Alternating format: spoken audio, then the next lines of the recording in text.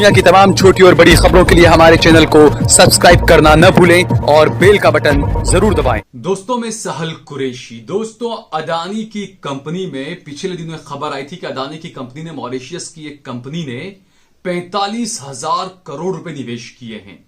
अदानी की कंपनी में जिन कंपनियों ने निवेश किया है उन कंपनियों को लेकर अब कई सवाल उठ रहे हैं, लेकिन कोई कार्रवाई नहीं होगी क्योंकि अदानी साहब मोटा भाई के खास हैं। सवाल उठाने वाला कोई और नहीं है, सवाल उठाने वाला खुद भाजपा का सांसद है। उनका नाम है सुब्रमण्यम स्वामी। दरअसल खबर आई कि अदानी की कंपनी में, मॉरिशस की कंपनी ने 45,000 करोड़ रुपए का निवेश किया है।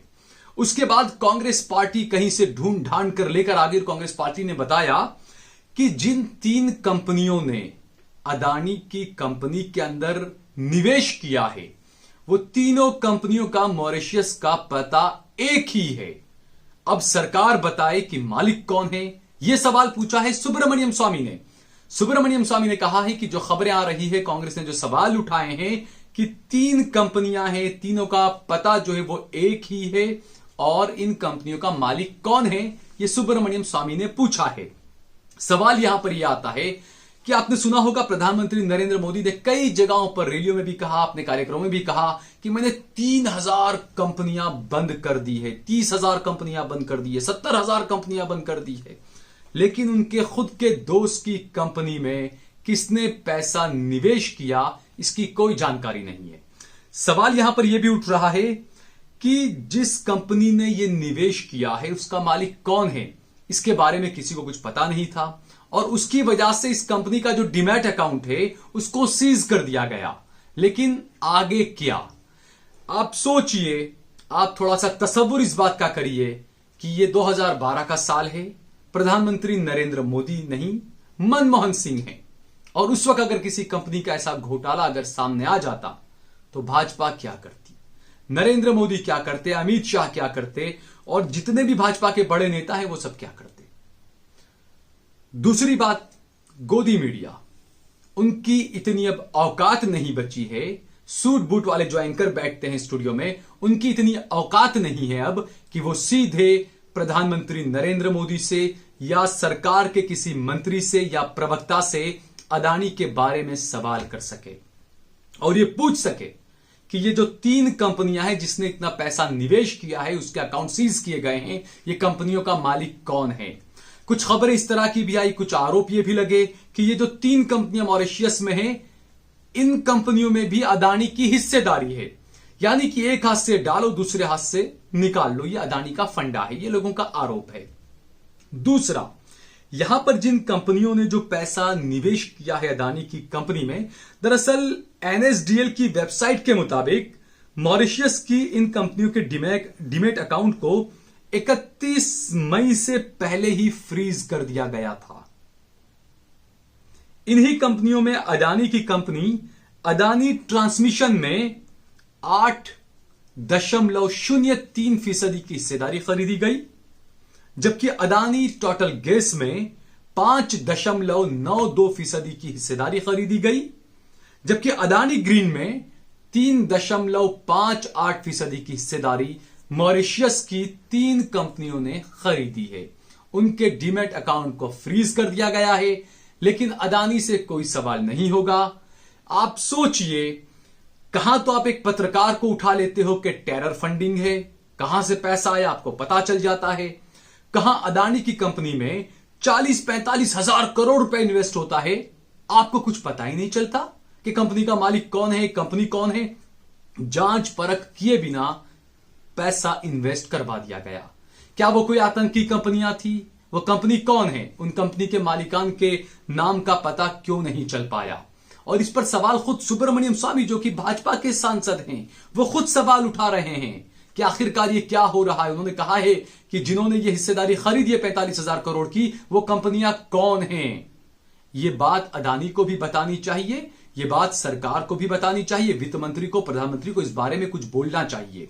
अगर नहीं बोलते हैं, जवाब नहीं देते हैं, तो ये वही जो आरोप लगते रहे हैं कि भाई 2014 में जब फंडिंग का मामला आया, जब प्रधानमंत्री उम्मीदवार बनाए गए नरेंद्र मोदी, उस वक्त जो फंडिंग का मामला था मोदी ने सारा संभाला था, ये आरोप लगते हैं। और वो पैसा किसने दिया था जो वसूल कर रहे हैं? आपको बता दें कि जब ये खबर जब सुर्खियों में आई और जब वो डीमैट अकाउंट उन 3 कंपनियों के फ्रीज कर दिए गए, उसके बाद अदानी के शेयर जो है वो औंधे मुंह गिरे और इसी की वजह से एशिया में नंबर 2 का खिताब भी जो है अदानी का खतरे में पड़ गया।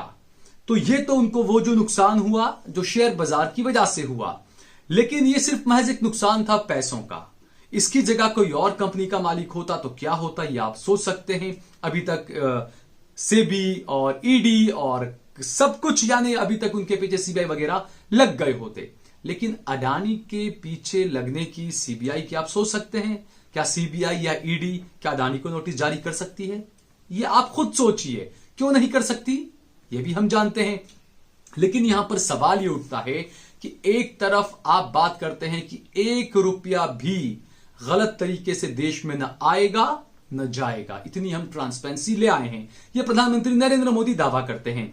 जबकि सुब्रमण्यम स्वामी ने एक आरोप यह भी लगाया है कि क्या ब्लैक मनी को वाइट किया जा रहा है, क्योंकि जैसा कि हमने बताया, यह खबर भी आई कि जिस कंपनी ने मॉरिशस की जिस कंपनी ने 45,000 रुपया इन्वेस्ट किया है, निवेश किया है, उन कंपनी में भी अडानी की हिस्सेदारी थी।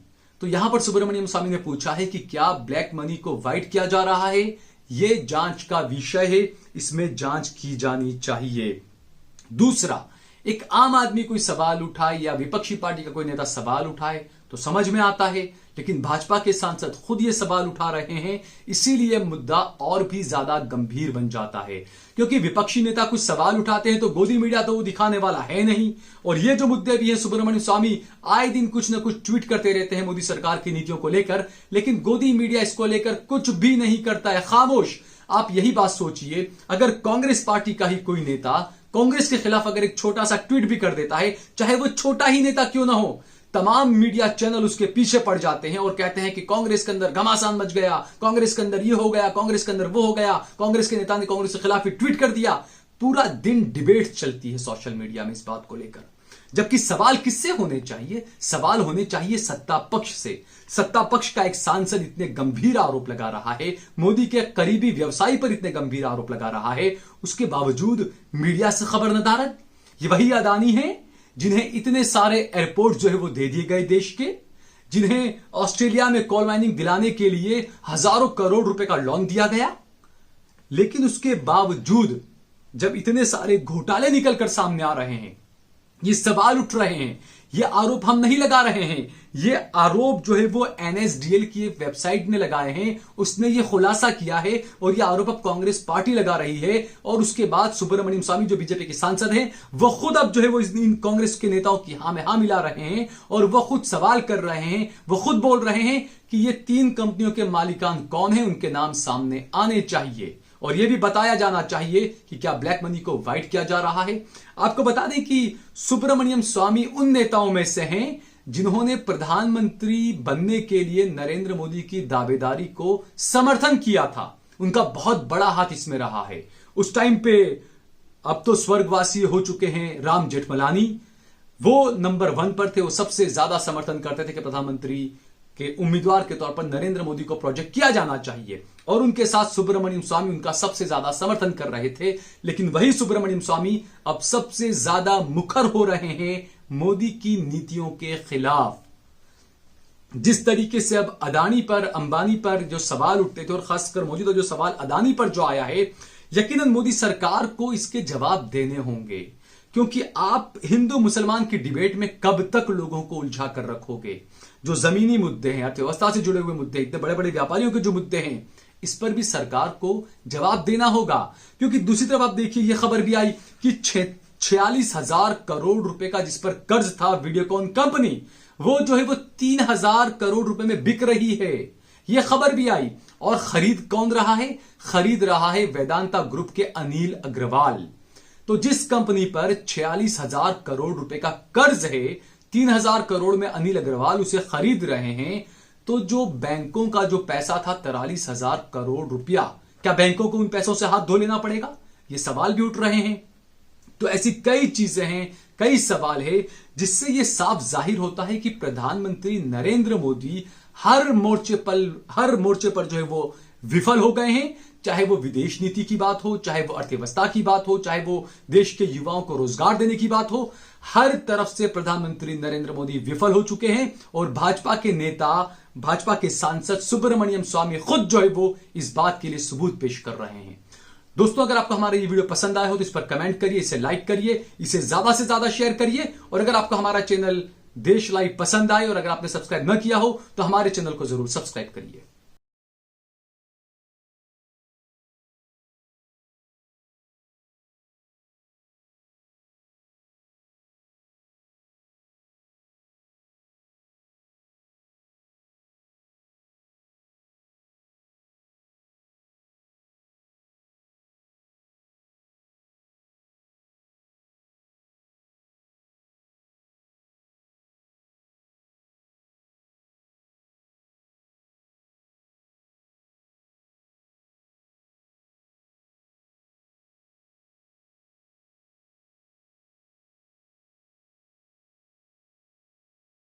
आप देख रहे हैं देश लाइव, देश की आवाज।